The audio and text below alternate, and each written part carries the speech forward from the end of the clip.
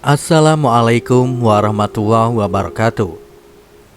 Kembali lagi di channel Mr. N bersama saya Generasi Stres yang akan berbagi cerita lanjutan dari part kemarin, Tumbal Anggara Kasih.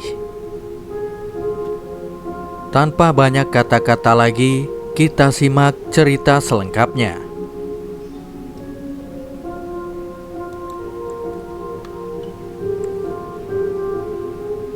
Sebenarnya aku tidak akan menyadari hal ini jika Nat dan Bima tidak mendadak mengajakku video call.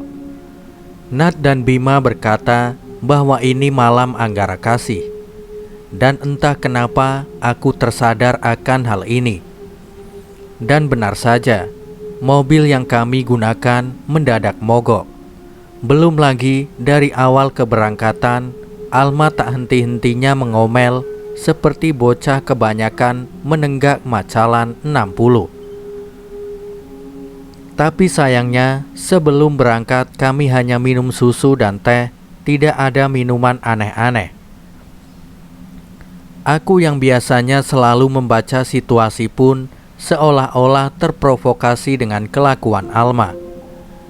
Karena insiden mobil mogok, maka aku menugaskan Yunus dan Alma untuk pergi ke salah satu pusat perbelanjaan di ibu kota, di bilangan Tamrin Sudirman.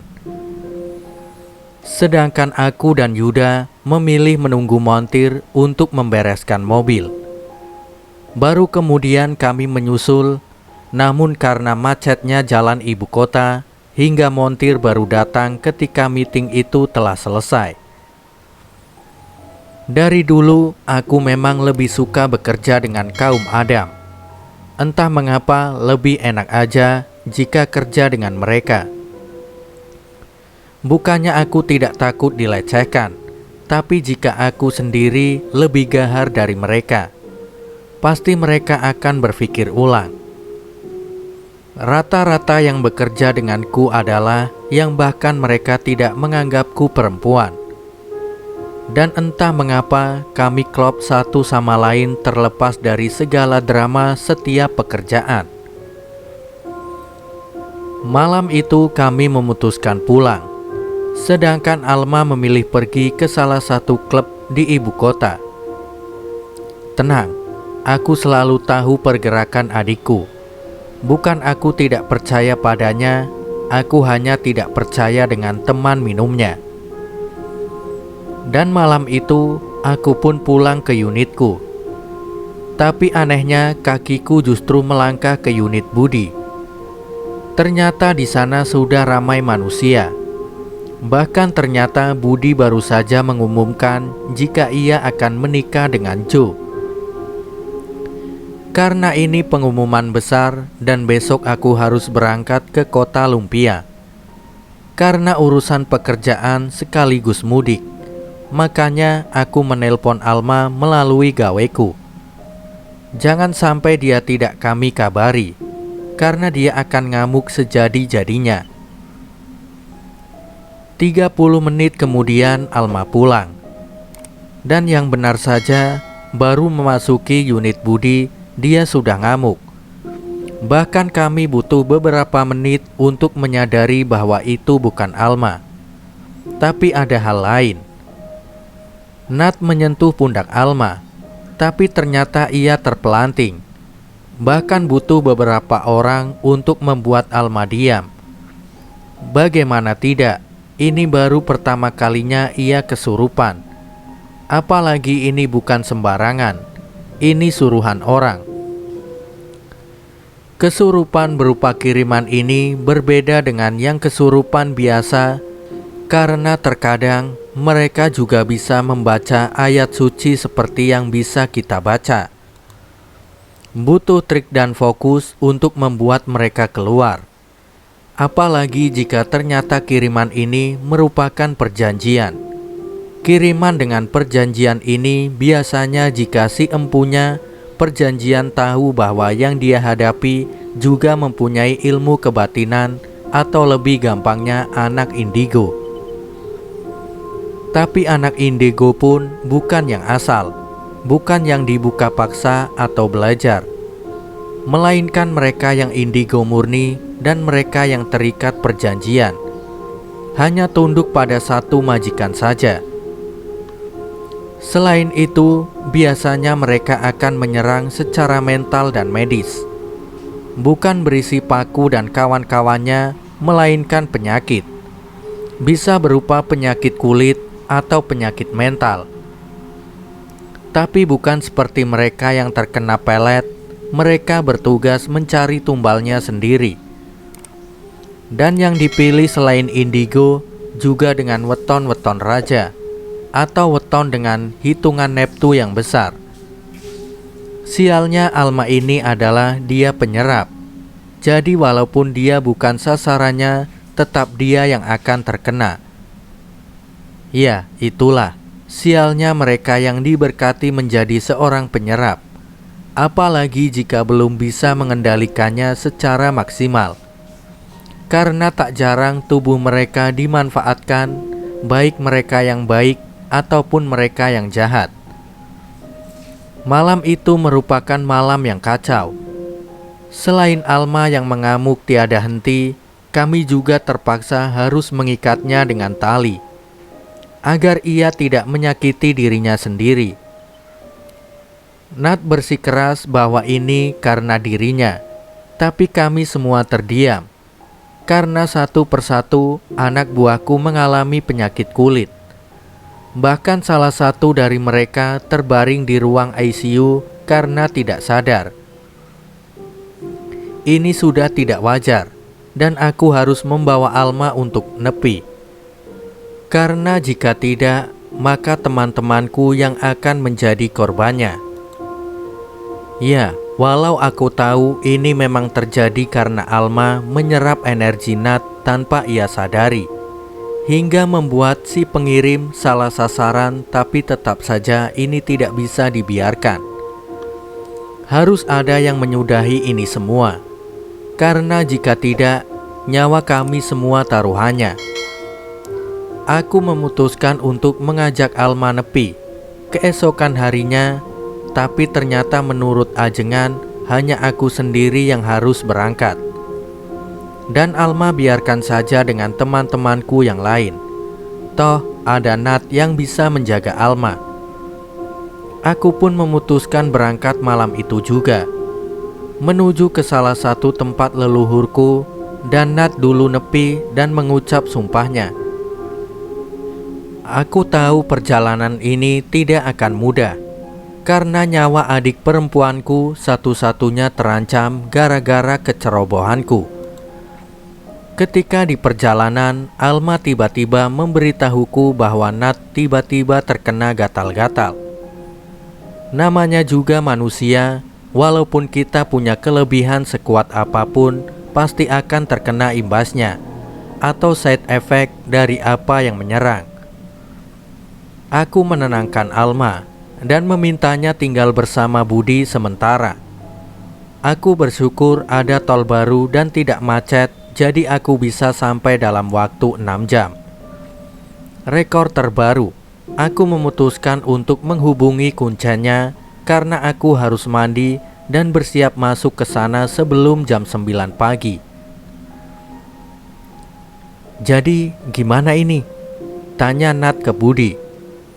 Kita tunggu Wisnu balik dulu, jawab Budi kemudian. Kak Nat, aku mesti gimana? Tanya Alma. Banyak berdoa, gue mau telepon orang dulu. Lu banyak zikir, gue tadi udah pasang pagar sementara, kata Nat. Bang Bud, ini kenapa kayak gini sih? Aku kan gak tahu apa-apa bang, kok bisa aku yang kena? Tanya Alma ke Budi. Gue juga gak tahu Neng, yang paham kayak gini kan kakak elu, Nat sama Wisnu. Gue mah cuma tim hore, sekaligus tim ses urusan perut kalian. Haha, ucap Budi menghibur Alma. Kemudian Alma dan Budi terdiam. Mereka memikirkan langkah apa selanjutnya dan juga memikirkan banyak hal. Karena Nat sibuk dengan gawenya, menelpon Arya Satya dan Ajengan. Aku memang sudah mewanti-wanti mereka untuk tidak menggangguku sementara waktu, karena aku sedang menepi di salah satu tempat leluhur yang mana bekas pertapaannya akan mengikuti ukuran yang mendudukinya. Jika tidak pas, maka dipastikan bukan garis keturunan beliau, hanya mengaku-ngaku atau hanya kebanggaan dan kesombongan semu di tempat itu. Banyak hal yang aku alami sampai pada akhirnya entah pukul berapa, aku melihat jawaban yang aku cari, bahwa yang kami hadapi kali ini tidak main-main. Kami harus berhadapan dengan salah satu ilmu kuno tentang tumbal. Tumbal Anggara Kasih namanya. Tumbal ini bukanlah tumbal main-main, karena selain menyangkut nyawa, suruhannya pun tidak main-main. Bukan hanya sekelas pocong, kunti, genderwo, atau buto ijo dan sebangsanya. Melakukannya pun tidak sembarangan, karena pelaku tumbal ini biasanya harus memakan mayat yang meninggal pada hari Anggara Kasih atau Selasa Kliwon. Jika kalian pernah mendengar kenapa makam orang-orang yang meninggal di Selasa Kliwon harus dijaga, mungkin ini salah satu alasannya. Memakan di sini tentunya bukan memakan dalam arti sesungguhnya, melainkan mengambil hawa murni dari mayat tersebut dengan cara bertatap langsung dengan mayatnya, disertai dengan membaca mantra-mantra tertentu, di mana mantra yang dibaca dengan pelafalan Jawa kuno. Namun banyak yang menyelewengkannya menjadi mengawini mayat atau bersetubuh. Jadi untuk mendapatkan apa yang diinginkan, harus mau bersetubuh dengan mayat yang meninggal pada malam Anggara Kasih. Karena sudah mendapatkan jawaban yang aku butuhkan, aku memilih untuk secepatnya kembali ke ibu kota, mengingat nyawa adikku yang sudah dalam bahaya. Dikarenakan sudah 2 minggu ia menggendong suruhan dari si empunya tumbal Anggara Kasih. Sementara itu di Jakarta, Nat, Budi, Bimo, dan Arya Satya sedang berdiskusi untuk mencari solusi atas apa yang menimpa Alma. Karena ini tidak bisa sembarangan dan harus ada perhitungan tertentu. Mendadak mereka mengalami hal-hal yang tidak masuk akal. Ketika mereka sedang asik berdiskusi, ternyata kondisi anak buahku dan Alma semakin memburuk. Bahkan malam itu Alma terkena tantrum hingga muntah darah. Malam itu benar-benar mencekam. Aku sudah tidak bisa berpikir lagi tentang kecepatan mobil yang aku kemudikan saat itu, karena di dalam pikiranku hanya berisi tentang keselamatan banyak orang. Bahkan aku pun tidak lagi mengingat bahwa hari itu adalah Selasa Kliwon.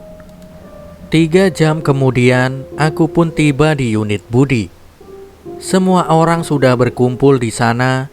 Aku melihat Alma yang sudah tergeletak di lantai. Dia berada di dalam lingkaran yang aku sendiri tahu bahwa itu adalah buatan Arya Satya, karena hanya dia selain aku yang bisa membuat hal ini. Aku kemudian menghampiri Arya Satya. "Paman, apakah harus seperti ini? Apakah tidak ada cara lain?" tanyaku pada murid kesayangan eyangku itu. "Hanya ini mbak satu-satunya cara. Ajengan juga sudah setuju kok. Makanya aku berani bikin lingkaran ini," jawabnya. "Baiklah paman, jika hal ini benar menurut paman dan Ajengan, mari kita selesaikan malam ini," ucapku. "Kamu nggak mau istirahat dulu mbak? Kamu kan baru sampai, apalagi kamu habis nepi. Apa kamu nggak mau bebersih dulu, baru besok kita selesaikan?" Oke paman. Paling ini mau bebersih dulu, baru lanjut, karena waktu kita semakin menipis," bukannya kita tidak boleh melewati matahari terbit? Tanyaku. Arya Satya menjawabku hanya dengan senyumannya, dan aku anggap bahwa ia menyetujui ucapanku. Aku pun bergegas bersiap diri. Segala persiapan kami, mulai dari jenis kain yang akan aku gunakan, roncean bunga melati kantil, serta beberapa perlengkapan ubo rampe yang akan digunakan. Mengingat resiko yang akan terjadi bila terjadi salah perhitungan, salah ubo rampe, dan setelah persiapan yang terjadi, maka proses pembersihan Alma dan teman-temanku dimulai.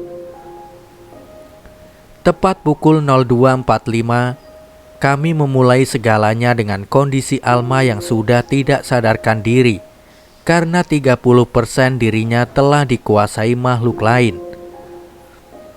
Kondisi Alma saat ini sudah tidak lagi dirinya, karena 30% dari diri dia sudah dikuasai makhluk lain.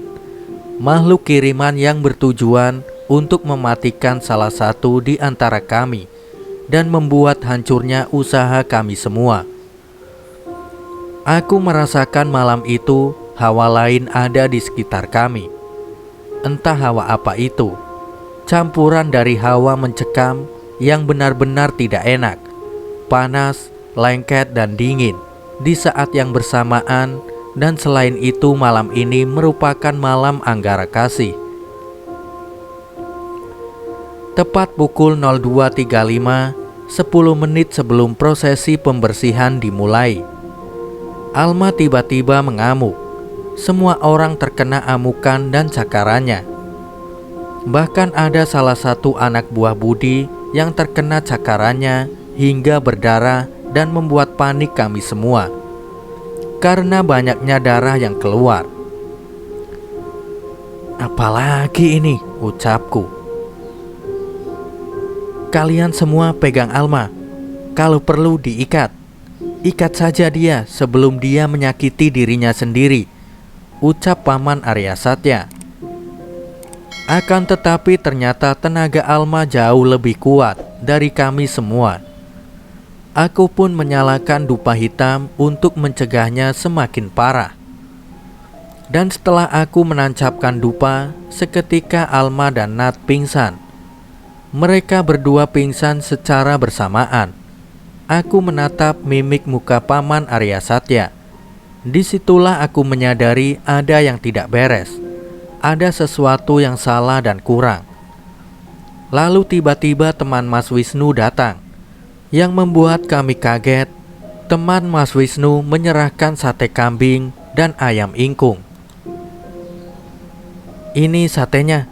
Tadi Ayik datang ke rumah minta ini," ucap Bang Nizar. "Hah?" jawab kami semua serempak. Karena kami semua tahu bahwa sedari tadi aku sibuk dan tidak meninggalkan tempat ini. "Iya, tadi Ayik datang ke kosan.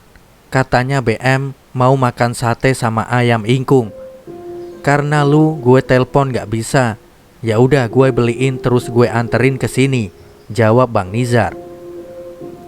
"Masalahnya Zar, Ayik dari tadi di sini, gak kemana-mana. Itu lu yakin Ayik?" tanya Mas Wisnu. "Ya yakin lah, parfumnya sama kok. Gue tanya-tanya juga nyambung. Cuma tadi dia bilang balik duluan, terus minta gue langsung kesini aja. Ya udah, gue langsung kesini. Untung masih ada yang jual ayam ingkung. Gila aja jam 12 malam datang minta sate kambing sama ayam ingkung," ujar Bang Nizar. "Masalahnya Bang, gue itu tadi cuma ngucap dalam hati. Gue gak tahu kalau kayak gini. Terima kasih ya," ucapku. "Ya kita tahulah Yi, ini semua kan pasti ada sesuatu juga. Soalnya gue mendadak juga bawa cundrik, dan ini mau gue pinjemin ke elu. Sedangkan kalau di logika, ngapain juga gue bawa-bawa cundrik? Iseng banget.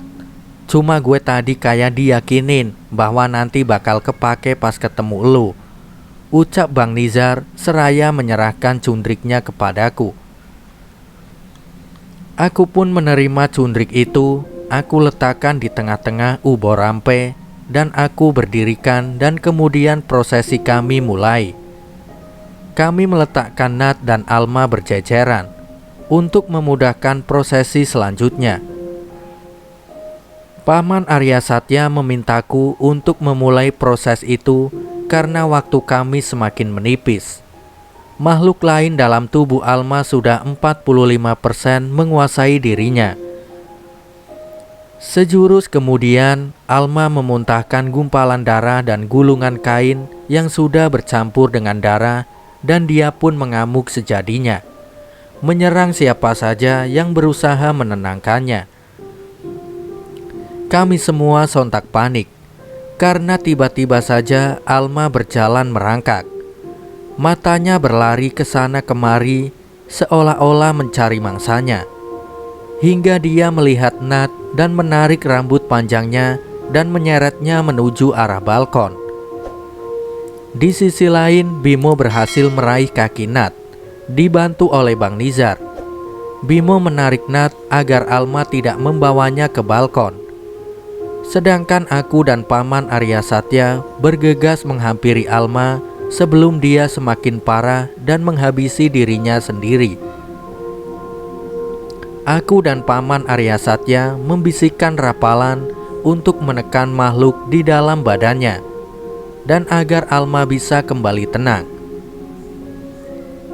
Walau kami berdua tahu bahwa ini tidak akan lama, tapi setidaknya bisa membuat kami dapat memikirkan langkah apa lagi yang harus kami lakukan.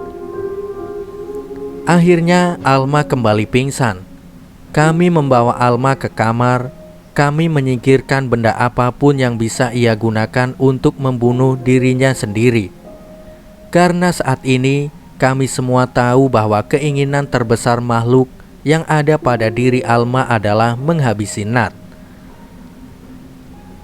"Pak, ini kayaknya ada yang aneh deh," ucap Bimo kepada Paman Arya Satya. "Memang ada sesuatu yang janggal," ucap Paman Arya Satya. "Sebenarnya tujuan tumbal kali ini apa, Paman?